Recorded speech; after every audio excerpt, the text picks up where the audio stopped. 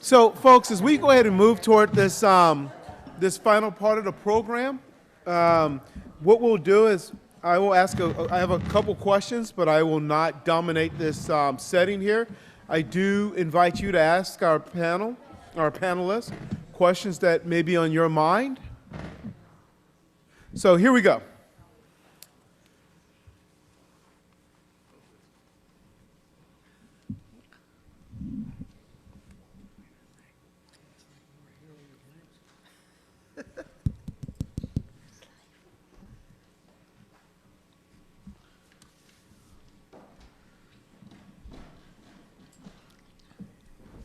No, you're good, brother. Yeah, we're engaging. That's what we're here to do. That's what this is about. So, I want to say, and I think we all should give our panelists another round of applause for a wonderful presentation today. Simply fantastic.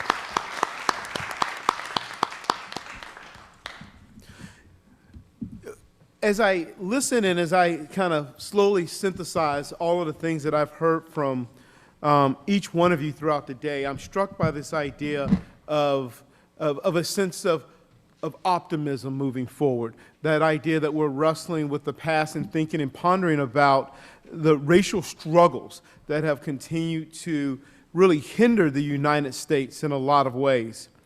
Often I'm thinking back to even when Abraham Lincoln, he left after the end of the Civil War down to Richmond to talk to the enslaved or the newly freed slaves. And he gave them a message, and particularly that message was to be heard by the former slave holders, that this is about, and he'll use that Jeffersonian tone, life, liberty, and a pursuit of happiness. Lincoln goes on, and he tells these folks that you're just like me. My question for you as we wrestle with today is the fact that they were not like Jefferson. And in many ways, it's misleading for the fact that Jefferson would presume that the newly freed slaves were on the same equal status as he. As we wrestle with the things that we've wrestled with today, can you share with us what the past can tell us about the future when it comes to hope for mending the color line?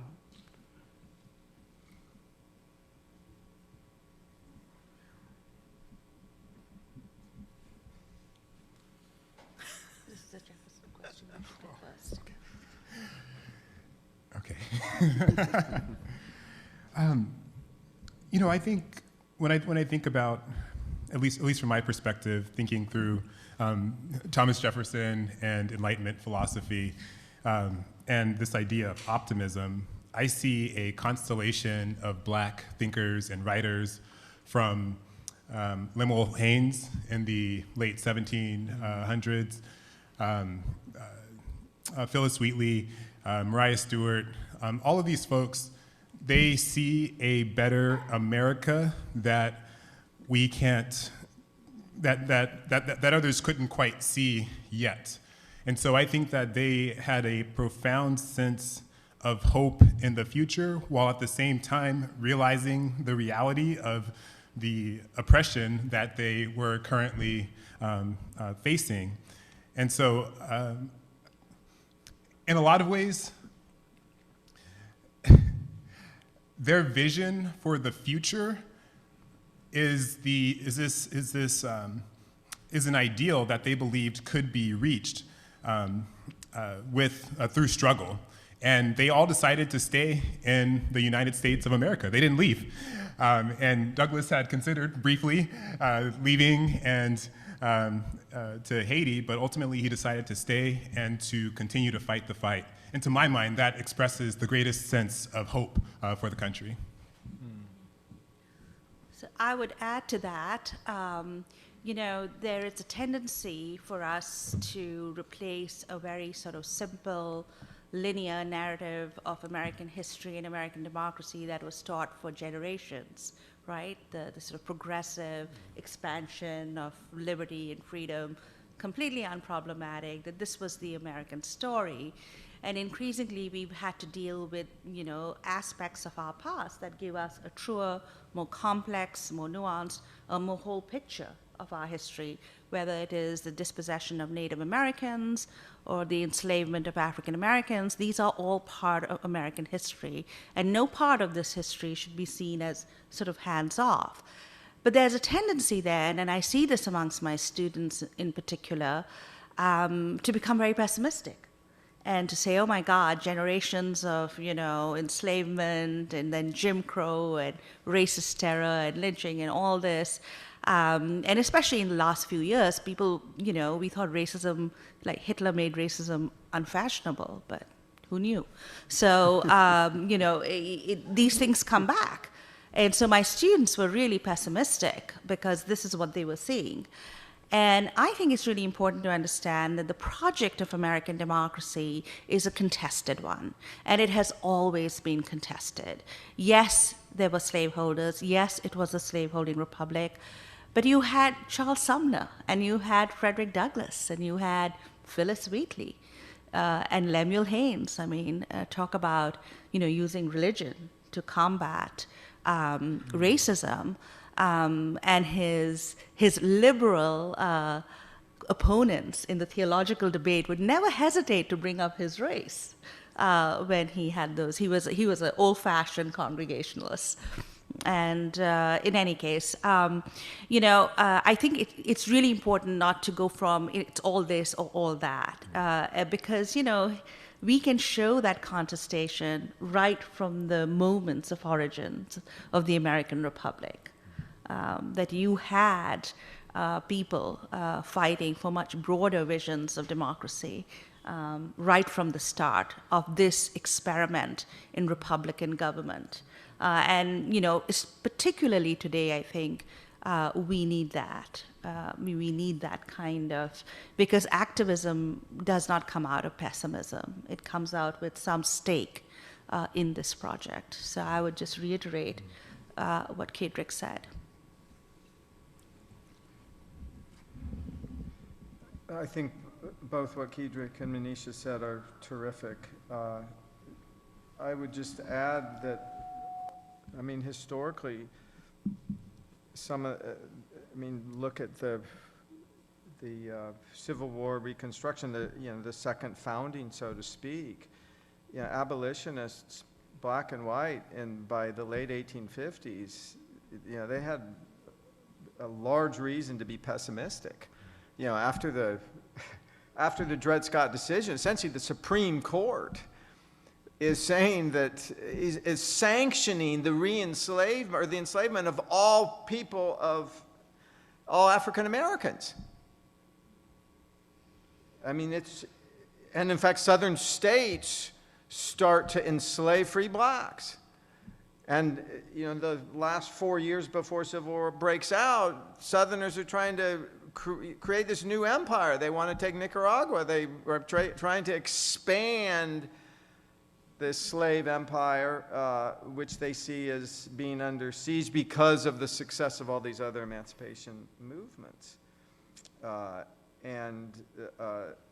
So I think it's, one, important to never give up hope, as Manisha said and Kedrick both, is to understand. As teachers, I do my very best to teach my students through primary sources, mostly, the degree to which racism is at the founding. Racism is the central kind of power and essence in the United States that prohibits democracy. And it's one of the reasons why in every class I teach, I probably teach at least as much African American literature or Native American literature. And I think that's really important. And to let them read, give them Mariah Stewart, give them David Walker to read, give them Frederick Douglass. I mean, they teach themselves. You have to maybe but I mean, it's still amazing to me, you know, how across the university, you know, how many students, I mean, every year I teach Douglas, and seniors at Harvard College, they come into a class where I make them read Douglas every week. And they said, I've never read Frederick Douglass before. And it's like, my God, you know? And that makes a difference. It makes a huge difference. I see it in my students. I see it in the classroom.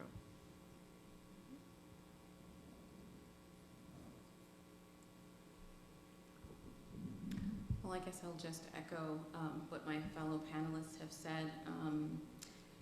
When you're speaking of teaching, when I'm teaching early African American history, one of the points that I make is that the U.S. democratic project has always been messy, right? It's always been complicated, contested, as Manisha said, and unfinished, ultimately unfinished. And so if we think about the work of these Black activists, they believed, right, they were optimistic that we could work toward a more perfect union. And that's something that I want my students to leave my classroom with, thinking about the ways in which they can help to perfect our union. And that it might not, you know, it's not about when it happens, it is about how it happens, but it's not about when it happens, but we can all work together towards that. So for me, that's one thing that's been really important, that it was a mess, you know, 200 years ago, and still it's messy. And so we don't have to fix it, but we can work toward something better. I don't have a lot to add to all of the wonderful comments by my fellow panelists, but I would just say that for me, I get a lot of inspiration from the individual lives that we uncover here, and essentially, sometimes it's surprising, you know, we're steeped in our own moment in history and we think nothing was ever the same, et cetera, and it's quite amazing. I mean, I learned so much today. That a lot of these questions, I mean, I guess that's the discouraging part, a lot of these questions were being talked about 150 years ago. But I guess the struggle continues, and we can take from their examples. Whether it's an ordinary man like John Jackson or Garrison, and so on. I appreciate the comments, and you know, and I'll say, and it was great hearing that, particularly for the folks who know me, because naturally, and again, as a Du Boisian scholar, I'm naturally a pessimist. I'm a pessimist, and I've seen white supremacy rule this land for way too long to be optimistic, but I am hopeful, though. And I heard that just a little bit, too, and Brother Du Bois and some other folks were hopeful, too. So I don't want to dominate this space. I do have more questions, so I want to make my way around the room here, and I have a question in the back.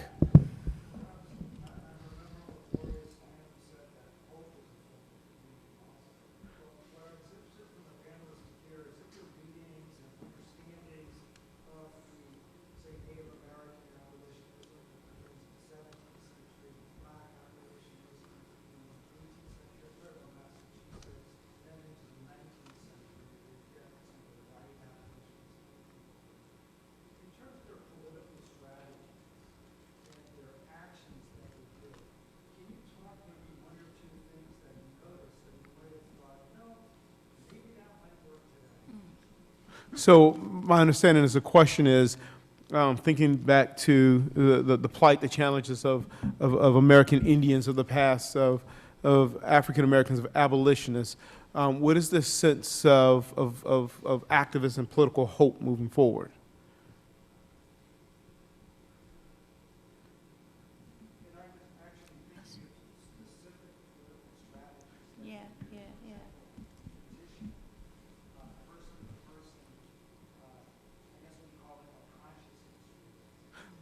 Political strategies, protests, any type of tools used to make that happen?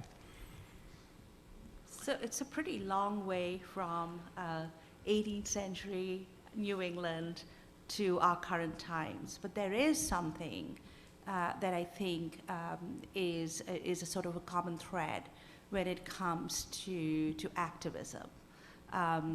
You know, if you think about 18th century New England and all the print culture, the early print culture, you know, this is broadsides, pamphlets, early newspapers.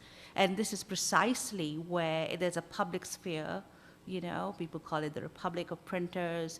As John said in his talk, being an editor of a newspaper meant you were an intellectual and you were intervening.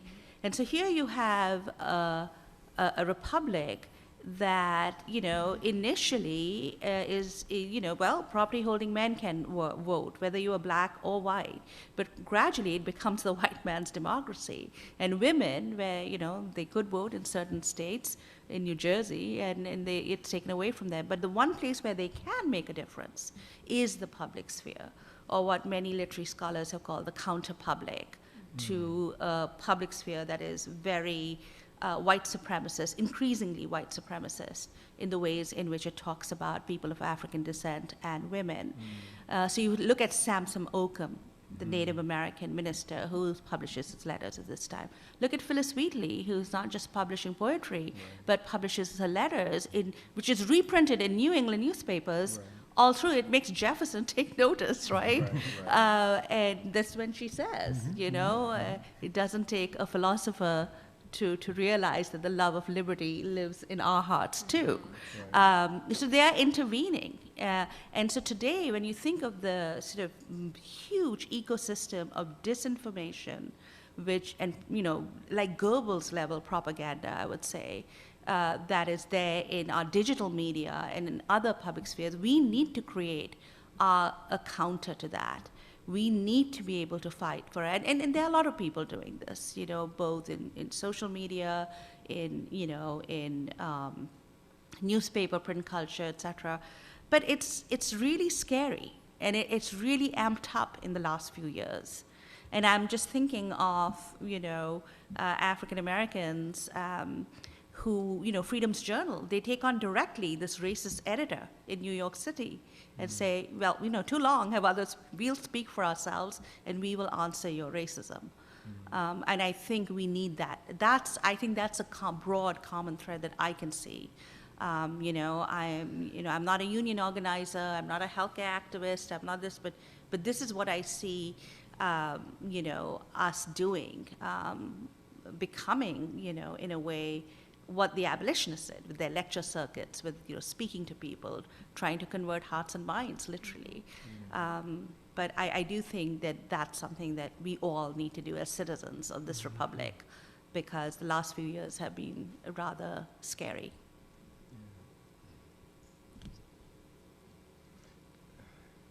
I teach I've written some on it too, I teach a class called American Protest Literature from Wheatley and Payne to the Present, and it's just about how protest literature functions. And a main theme that I argue, just to speak to your point, is that one of the things that, one of the many ways in which all humans are essentially equal is that human beings all have a voice. We have a voice, and we use our voices in different ways. Some people are brilliant dancers, some people are brilliant artists or photographers or writers or speakers or pianists, and everyone has a voice, and using that voice as an act of protest.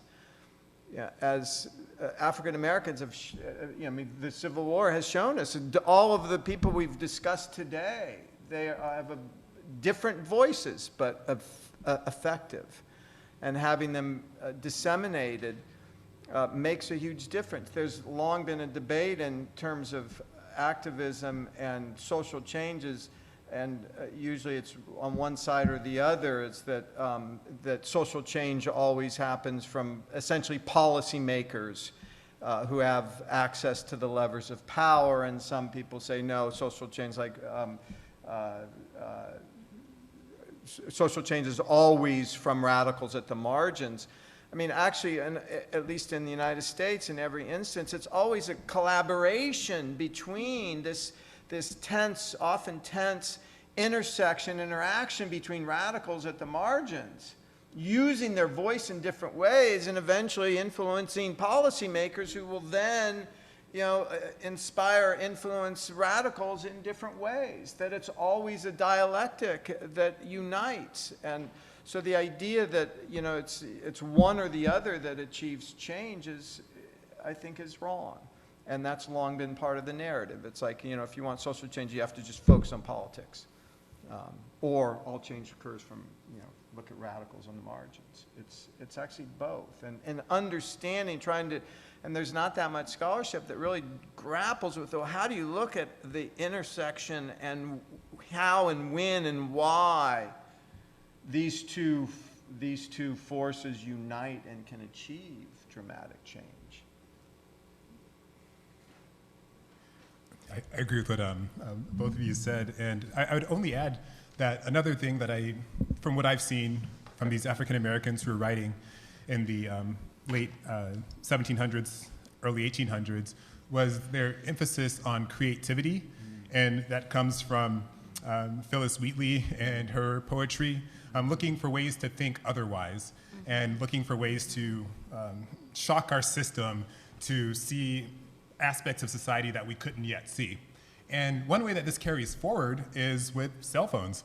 We've seen this in Black Lives Matter, et cetera, students going and blogging, posting, really reckoning with these issues, fundamental issues of justice and equality, as an 8th grader, are trying to work through these things. So I think that there's a long tradition in that mode of creativity. Photography with Douglas is another aspect to help the world see differently.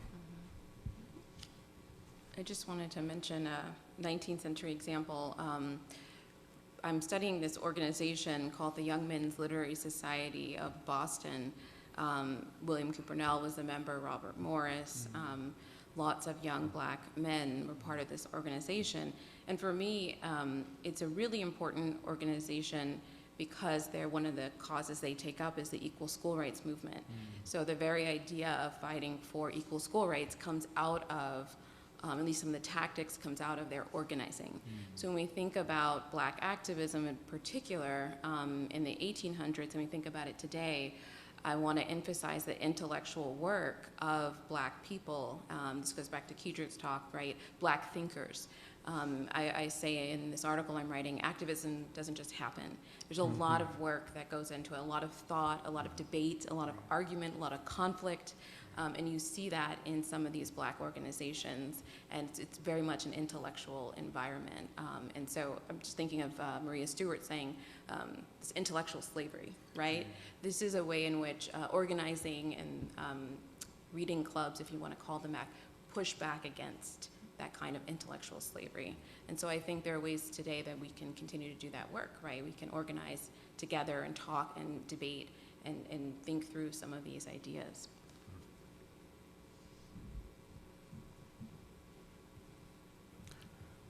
Let's see.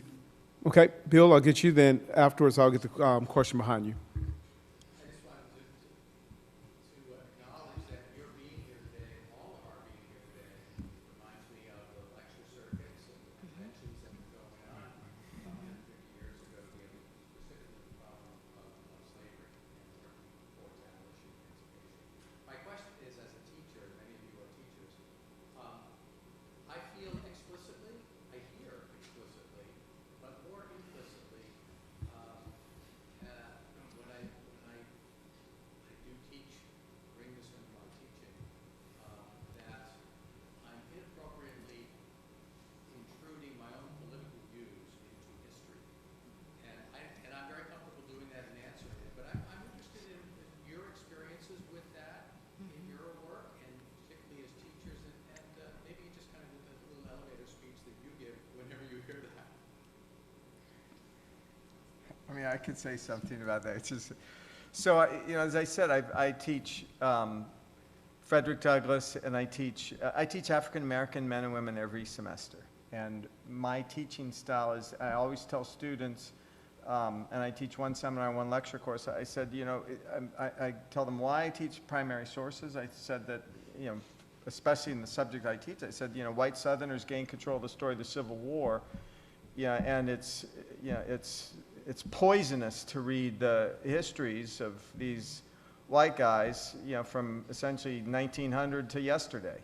But more importantly, pedagogically, I said, you know, I want you to engage these primary sources, and any argument you make is a valid argument. Just support it with the sources. And that's why I'm giving you the primary sources. I said you can write an essay that completely contradicts something that I've written or spoken on, even though you might not know. And I said, I'll give it an A+ if you support it with evidence. I want you to develop your own arguments and ideas. And that's why I think primary sources are so important, because students, when they read, you know, a history book by a historian, it's, you know, it's like, okay, this is the master narrative. And just pedagogically and for all kinds of reasons, I just think that's wrong. So, you know, I teach Civil War history, so it's been very interesting. All the debates and the lost cause mythology and the monuments, which I've been fighting against for over 2 decades. And I was just really heartened to see them all come down. You know, but I think as a Civil War historian particularly, you know, when I teach my big Civil War class, and it's New England, it's predominantly white, the student body, you know, and I really disagree with this notion that we should be completely wedded to some kind of racially essentialist identity. I really think it's important to tell my students that when I'm talking about slaveholders, I'm not talking about you. I'm talking about Southern slaveholders in the 90s. It's your will, it's your option to identify with that. Why would you? You know, I'm married to a German, and very few of them now identify with Hitler and the Nazis. Well, maybe the Alternative for Deutschland, but, you know, but it's a minority. So it's really important, I think, to tell us not to make our students feel defensive from the get-go by talking about our political opinions. History, I always say, you know, you're entitled to your argument and your interpretation, but you're not entitled to your facts. And that's precisely what Southerners did with the Civil War. This was not a war about slavery, excuse me. This was a war about states' rights. The states' rights to do what? You know, those arguments, those about the tariff, you know, things like, so I think it's very important for us to unpack this, because this has such a resonance to our present time, where people are like, you know, both sides had good people. There were some honorable people who fought for slavery. They're all honorable men, right? So, I mean, it's really important. I think I don't wear my politics in my sleeve. I don't think that's a good thing for any teacher to do, because you're teaching. But I think it is important for us to insist as historians, as humanists, that even in our discipline, just as in science, you know, you can have your opinions, but you do need to back up your argument with facts and proof. So if you're writing a paper on Civil War causation and you want to peddle lost cause mythology, you know, you would have to convince me that with primary sources that this was the case. And with primary sources, it's very difficult to do that, because the secessionists say it's all about slavery. We are seceding to protect slavery. So it's very difficult, actually, to go back to Southerners from that time period. It's just later on, the turn of the century, when slavery became unfashionable, or at least we thought it did again, you know, that they start peddling these myths about the war. So I think it's really important for us, in fact, not to foist our opinions and our political opinions, particularly on our students, and get them to choose. And I think you treat your students with respect, with opinions, no matter, you know, who they are, where they come from. It's a better way to reach them. At least that's what I found. And I would just say, to build on Manisha and John's great points, that when I started teaching in 2015, I was very aware that my very presence in the classroom as a person of color to some students was already political, for no matter what I would say about a historical fact. And they would say, oh, you're pushing this one ideology or another. And so I was always very careful to present a fuller history, and let the students, as was said, use the primary sources to make their own decisions. And for the most part, that's worked out quite well. I still remember one student feedback from a while ago.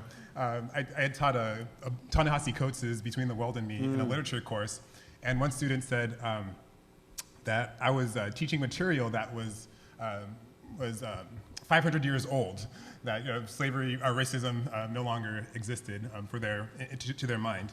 Or sorry, racism no longer existed to their minds.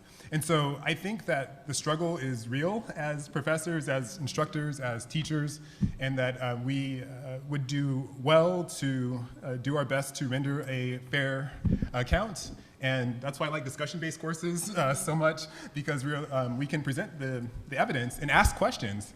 I mean, so anyhow, I'll leave it at that. But thank you for that great question. I would just only add that in some of my courses, I like to set up the primary sources. So oftentimes we're looking at something historical, like say the fugitive slave law, and then we're connecting it to something in the contemporary moment. And what I really like about teaching, and especially my students, is that they often draw the link themselves. I don't have to say anything about my politics. They will connect something that happened in the 19th century to something in the present. They'll talk about, and maybe I'll ask him, would you help a fugitive slave? Here are the consequences if you would. And then they will say, well, this reminds me of, and then they'll think about, right, something that happened under the Trump administration. And that'll be the connection they make. I don't make it. I don't know what their politics are, but they're already drawing those parallels and they're already thinking, and that's, to me, what it means to be a teacher, right? I'm getting them to think about how the past informs the present, what that means for the future. But they can make up their own minds, right? And they can think politically however they want, but I do want them to draw those parallels. To me, that's what's most important. I love that. It's like a stage manager. Like we're staging the conditions. I'm just staging the conditions, and they will work it out.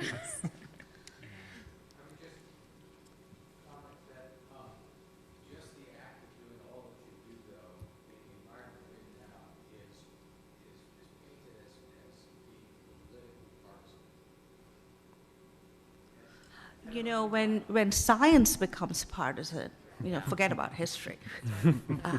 When people don't even believe in facts, and everything has become partisan. And we don't want to become a know-nothing republic. We won't be a republic anymore. Right. We won't be a republic of virtuous citizens, certainly, anymore. But the inability to think of the common good above your personal self-interest, I think it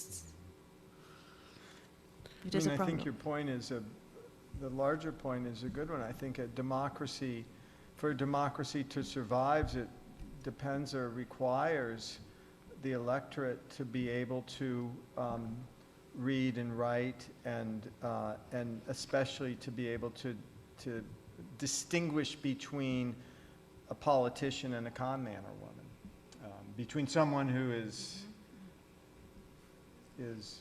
just spewing lies and because they want to unmake the democracy, and someone who is being as truthful as they can.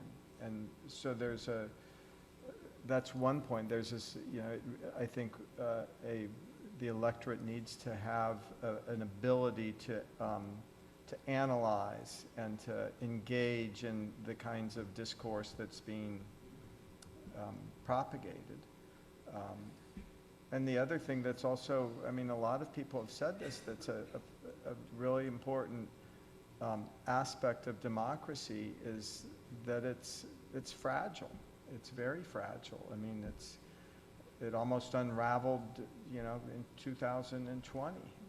And it's fragile because it requires the electorate, it requires every person, every citizen to be humble. Meaning that each person is very passionate or becomes very passionate about his candidate or her candidate. And if his or her candidate loses, it's relatively easy to say, it's fraud. My candidate should have won. And if you're an egoist, you're encouraged to ignore the democratic process. And it just happened. It happened, that brought to the Civil War. It's happened a few other times. It happens more at the, it happens at the local and state level. And I think that's important to share with students who are, 18, so they've just become, they're able to vote, and to recognize that how fragile democracies are. Oh, and that fragility, of course, we're constantly seeing is that accessibility and thinking about democracy to the ballot box is becoming much more complicated these days for a large population of people, which is problematic in a lot of ways. Brother, you had a question. I appreciate the talk about writings, but I also appreciate you talking about different ways with maybe it's not in any way expertise, but I like the power of music. And one of the most powerful songs that I was introduced to was podcast between President Obama and Bill Springsteen. And it was the song Strange Fruit by Billie Holiday. And that had such an impact. It talks about the post-Civil War. So for folks who are at home, the comment was essentially the impact of music, particularly as it relates to culture, especially Billie Holiday's Strange Fruit. And I suspect many of us have heard that song, and that's one, well, you just kind of hit the lights and you sit back and you try not to get too angry when you listen to it. Other questions, other thoughts, folks? I have a specific question for Professor Baumgardner from a virtual viewer who was very curious about what some of the duties of the elected kings and queens of Essex County might have included, with reference to the fact that there were actually other kings and governors in other states that held court and did hear cases of minor infractions. Right, that's, so looking at Rhode Island and Connecticut, it seems that elected kings or governors resolve disputes in their communities. I have no evidence of that happening in Massachusetts, so I'm not going to, I haven't drawn that conclusion yet, but I would think that that could very well be a possibility, that someone like King Pompey would be solving disputes. I also think the leader is doing a lot of the work of organizing the celebration, right, and planning the festivities. And so some of the costs that come with that, and especially in the mid-18th century, was covered by sometimes enslavers. But I think, as you saw later on with Lucretia Brown and Joseph Brown, is a business, right? So they were making money from patrons coming to the tavern. And so there's that side of it too. That was really fascinating to me. Thank you. Other comments, other questions, folks? All right, I got a question for myself this time. All right, here we go. I've been the voice of the virtual all day, but this one's for me.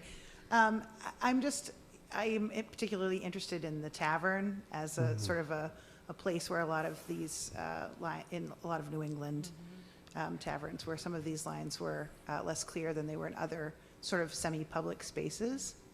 And I know this is probably specific to specific research, but have you found evidence that this was also a place where sort of racial lines were also blurred, or where those kinds of conversations and interactions could take place? This might be again for you.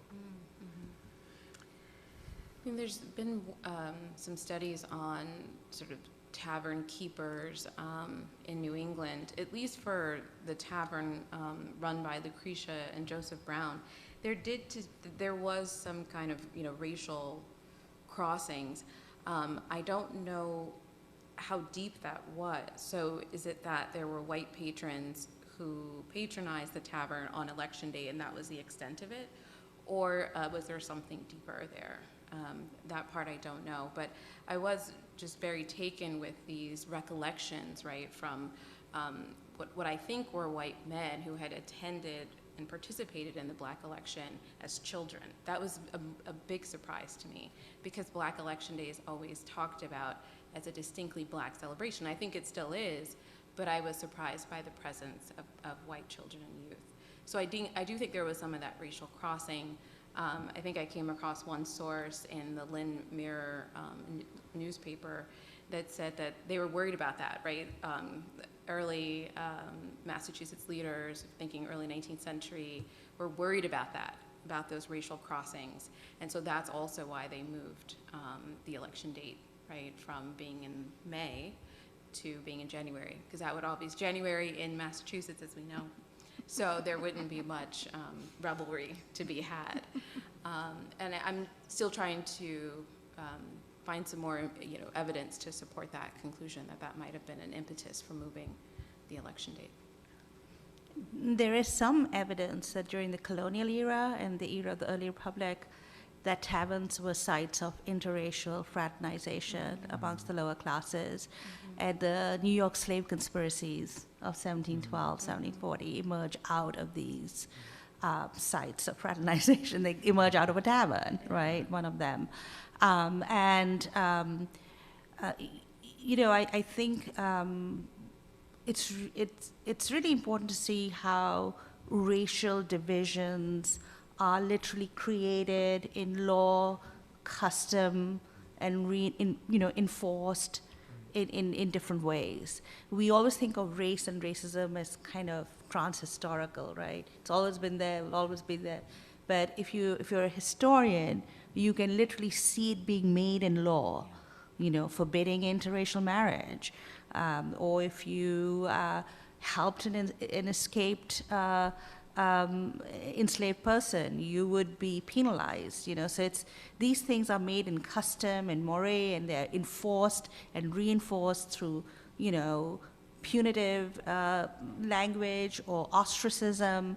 Abolitionists always remarked about this because their meetings were seen as, quote, promiscuous, because they included blacks and whites, men and women. And, there were sites of a lot of racial paternalism, as John delineated. But there were also places where African Americans could confront them. They could confront these people. So like when Theodore Parker says, oh, Anglo-Saxons are, fiery and Africans are more feminine, the whole Uncle Tom's Cabin kind of idea of people of African descent, John S. Rock gets up, the black lawyer, and he says, what are you talking about? This doesn't belong in an anti-slavery platform. So I think what happened earlier on in the sort of early modern societies in these sort of social arenas, it gets channeled politically, I think, a little bit. I'm really fascinated by Cabria's research on the Negro election days, and I just can't wait for that article, but her conceptualization of, how this was a rival geography of resistance, a space of joy even. Clearly taverns or not, that's not what she's talking about, but I think the early modern sort of interracial, those sorts of fraternizations get translated into sort of more actively political spaces. And that's an interesting history about racism and about, interracial, even class alliances in this country. Yeah. Thank you. I would argue taverns are usually a place of joy. A lot of my guys were temperance people, so. Speaking of taverns, Water. I'm picking up the bill later today, so, no, that's a joke. That's not happening at all. So I'm going to get a question I have in the back. The concept of think nationally, act locally, I don't consider myself someone who's on the national stage. I'm sort of humble, small town guy from New Hampshire kind of thing, and I'm brought back to the idea of what would Adam do? That idea that he's sort of the common guy that I heard from today. And I know that you don't work with live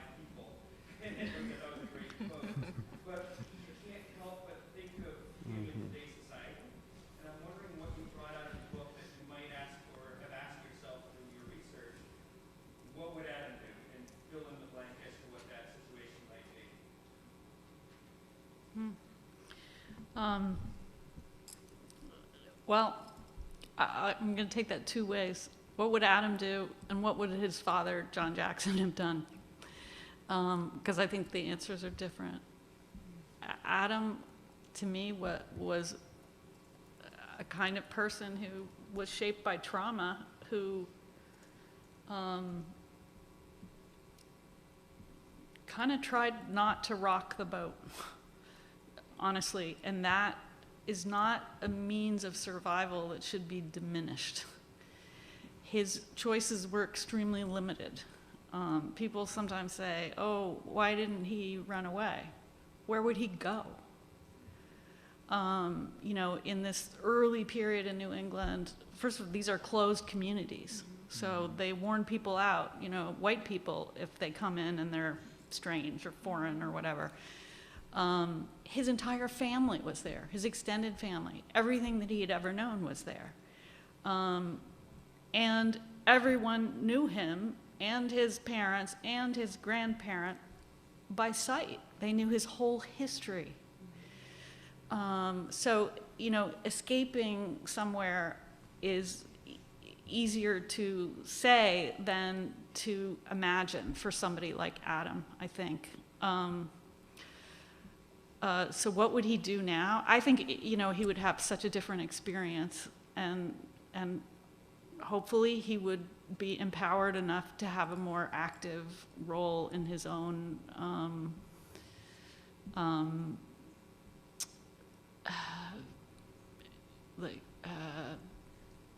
in his own fulfillment of his own life and his own goals. Not that he didn't in his own way, but to turn to his father, I feel like John Jackson would have been a radical rabble-rouser and would have been fighting fearlessly. But I think it takes different kinds of people working in different ways. You know, Adam, when he worked for Joshua as an enslaved person, one of the things, you know, I was looking for, you know, historians, we talk about agency, you know, particularly for marginalized people or people who can't write about their experience, et cetera. And so one thing I looked for was like, well, what, you know, what's going on in Adam's mind? And one thing that I noticed, and again, because of this diary so long and so detailed, he kept breaking things a lot. So, was he clumsy?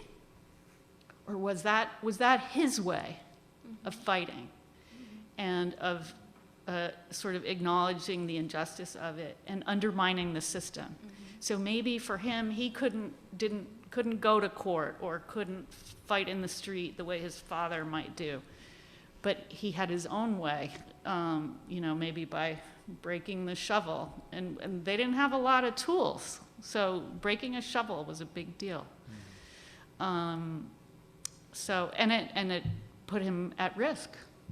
So I would say he might have a more quiet kind of resistance, but it was a resistance nonetheless.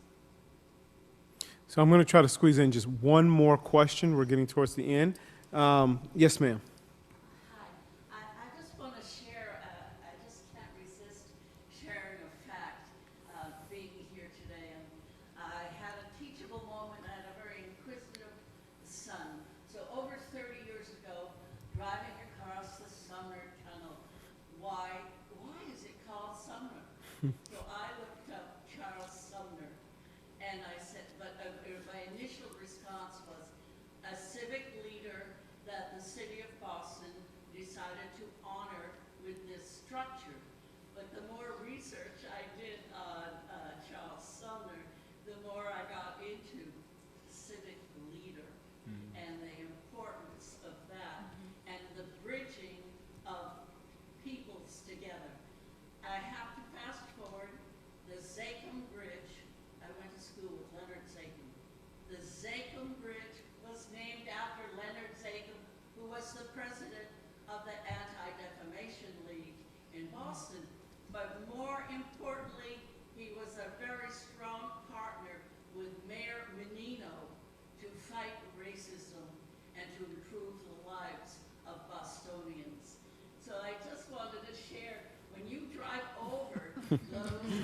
Sakem or Sumner.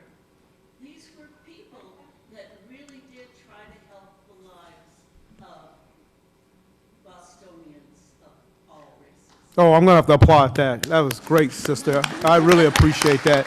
Absolutely. It also gives you hope. Here are some people that made a difference, and their difference was honored. Hope. Well, folks, this is exciting. Do we have another question? We have a comment online that is Yes, go for it. thought-provoking for sure. So Please, I'm going to read it. please. I noticed that when white people get defensive about race, they have little practice in managing their emotional reaction. And it seems to me that we could learn from the people of color who have had to toughen up emotionally. How do you react to that? I love it. Absolutely. Absolutely. I think there's some folks in this room who can testify to that, but I'll speak from the our perspective. As we bring this, the panel conversation to an end, we're going to welcome John Demos back to the space for closing remarks. But as we're here, I just want us to think about the fact that we have brilliant scholars here, folks. I mean, people who are doing outstanding work. They're doing it right here in our backyard. They're introducing us to concepts, some that we may know about, but things that we've been forced to dig a little deeper into. And particularly thinking about the place of New England, the region of New England, the Newburyport, the fact that there is a history here, and that history has a role when it comes to race and slavery. It's not just my hometown of Montgomery, Alabama, but it's right here in our backyard, and we're all here to congregate and engage in this. So thank you folks so much. And what we're going to do is we're going to welcome John Demos back for closing remarks. Then we will there will be some book signings and farewells taking place lobby, right here in the Remus lobby out this door. Thank you, people. We appreciate having you here.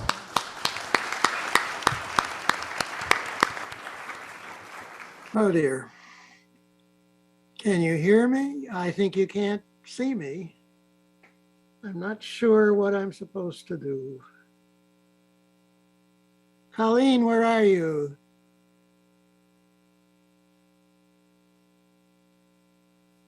John, find the little camera and click on it. It'll bring up your picture. Hit the camera. Yep, there's a little red slash through it. Yeah, there is. Okay. Oh, there we are. You are. I think I'm there. Am I visible, or at least as visible as I'm supposed to be? You look great. Okay. Well, my heavens, what a remarkable symposium. My head is full, so full that I think it might burst on screen on Zoom. Really, I think it's been a very wonderful and high level set of presentations and discussions. And the task of trying to bring as much as is possible of it together is daunting.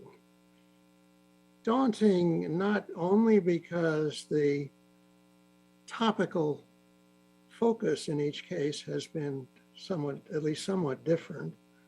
Also, the historical perspectives rendered in each case are, well, I think they fall into two categories.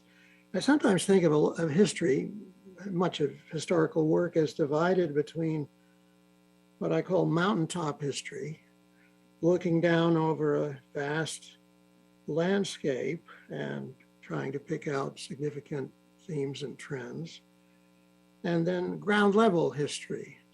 That might also be called micro history, where the focus is quite sharp and one might even say narrow. And the way I look at the 6 presentations we've had today is that they actually divide in half. 3 of them are mountaintop and 3 are ground level, which, as I say, makes the question of finding some common elements kind of difficult. Nonetheless, I'm going to give it a shot. And I'd like to start this final little comment by referring back to what I was saying as we began the proceedings at the beginning of the day. At that point, I was taking advantage of my long memory, which is also to say my extreme age, to try and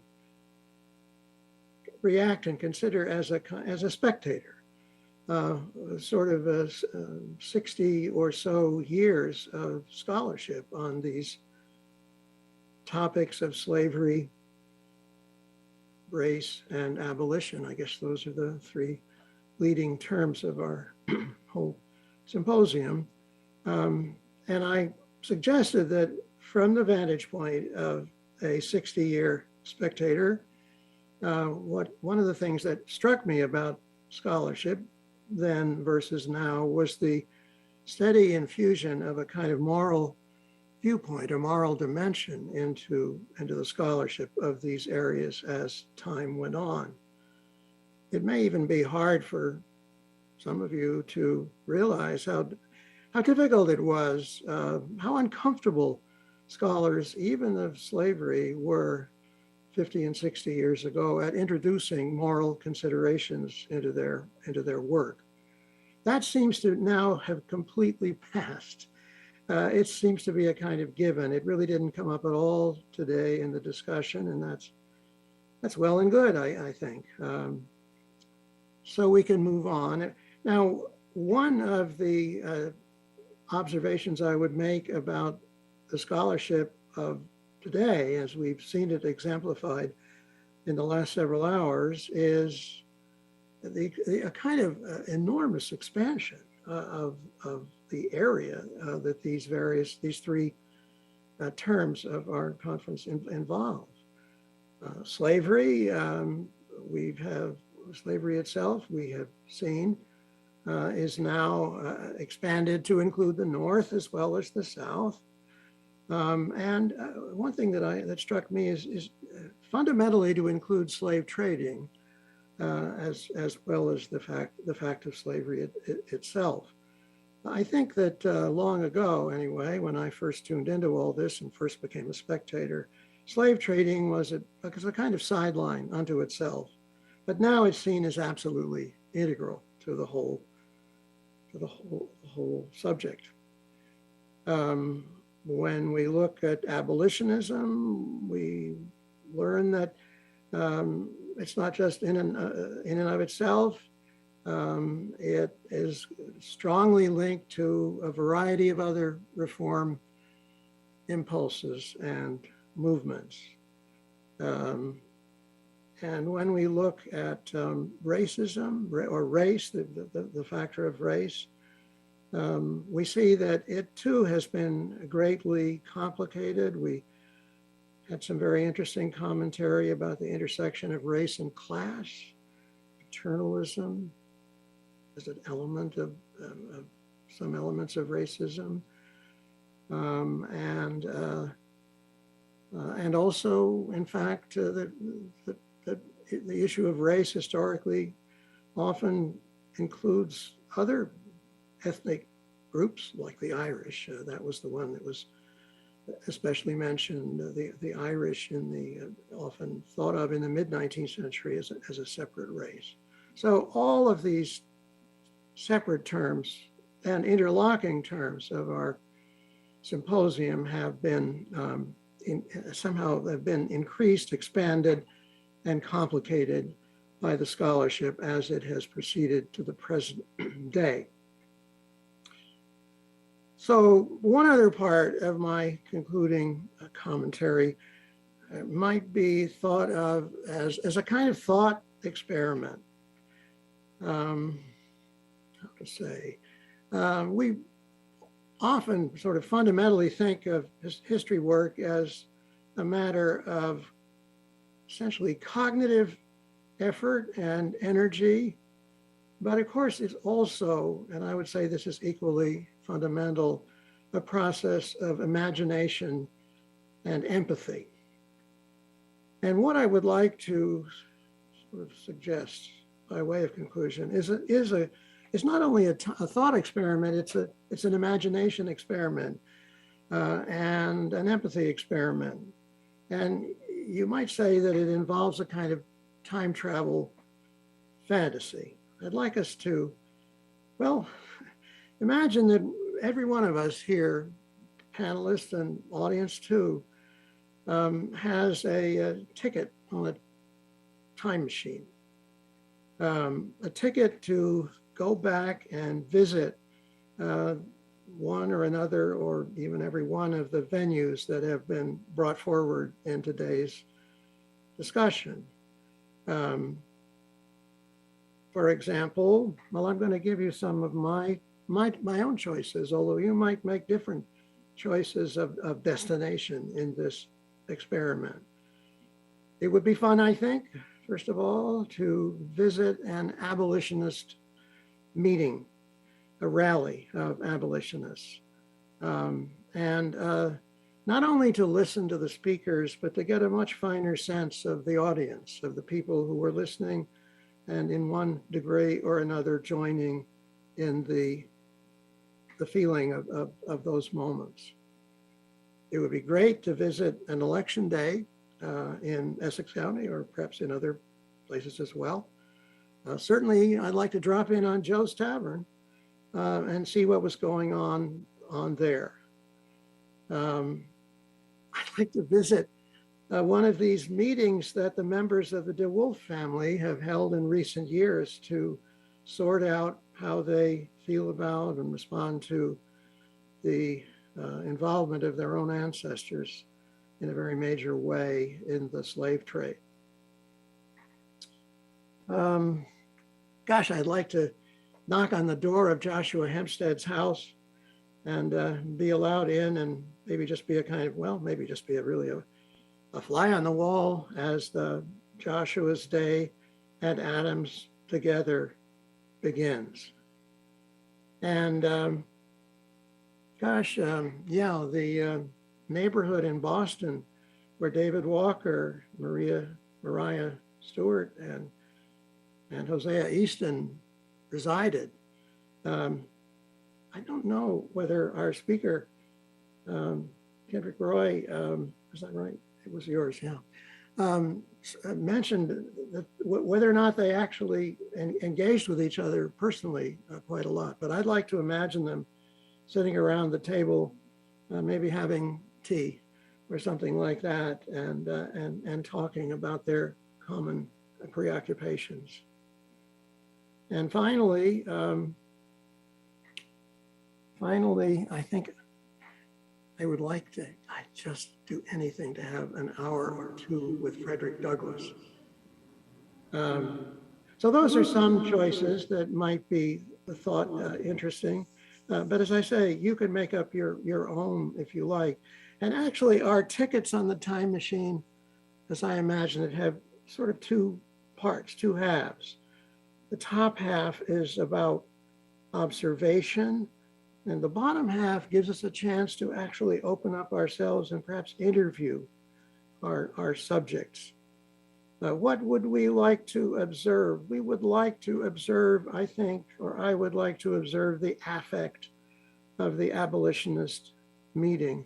I would like to observe the matter of racial interaction. This has already been mentioned in the panel discussion in Joe's Tavern. I would like to, as I listen in to the conversation of the three Black Bostonians, to observe what they mainly focus on. I think listening to conversations in all of these cases would be instructive. And so forth and so on. I can't really fill in all the boxes, but I think you see where I'm headed.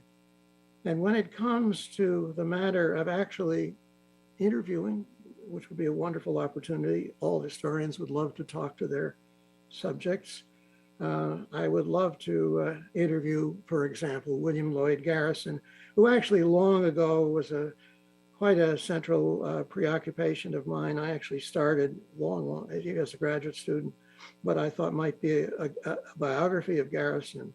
I'd like to understand, this might seem on the surface of things, but I'd like to understand more deeply what was his personal motivation and feeling of personal connection to abolitionism, I remember one of the things I discovered in trying to do some biographical work on him was that I believe he was the child of a single mother. I don't remember what happened to his father, but he was very, very close to his mother. And there was some reason to think that it was a kind of personal slavery as he experienced his relation to his mother, which might have made him more attuned to the cause of abolitionism. Why do you care, William Lloyd Garrison? And the reason that's important is because Garrison would be just one case among many. Even today, you wonder why some people have a greater attraction to an important cause than others do. And certainly in his own time, there was a wide variety of reactions. Going into Joe's Tavern, it would be a wonderful chance to interview King Pompey, find out more about his life, and perhaps too about the whole issue of hierarchy among, why is he the king among people in the slave community in those days. Of course, if we got to listen in on conversations of the current day DeWolf family, we would want to, again, assess a variety of reactions that they might have and a variety of emotional feelings that they might have. I would love a chance not only to observe Joshua Hempstead and Andrew Jackson as they went about their daily routines, but to talk in particular to Adam and to get a better sense of how he felt about his life in this household of his white slave master. I might even want to ask him, I don't know, Allegra, whether you would think this was appropriate and relevant, but how come he's not a free man? Many of his relatives have one way or another come into freedom. He seems almost content, is that right, to remain a household slave of Joshua Hempstead's. Is there some reason behind that we can't immediately see? And as for Walker and Stewart and Easton, I'd love to talk to any of them, but I'm going to leave it to Kedrick Roy to make the choice there. And finally, I think I've already said it, what an opportunity it would be to talk directly for a while with the fascinating man that Frederick Douglass was, and in some ways still is for us as we teach about him, as we learn about him today.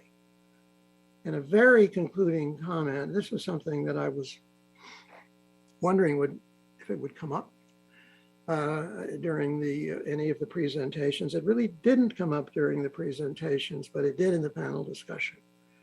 And that is the shadow that is hanging over us all these days about a crisis of the republic and a crisis of democracy like none of us, no matter how old we are, have seen before.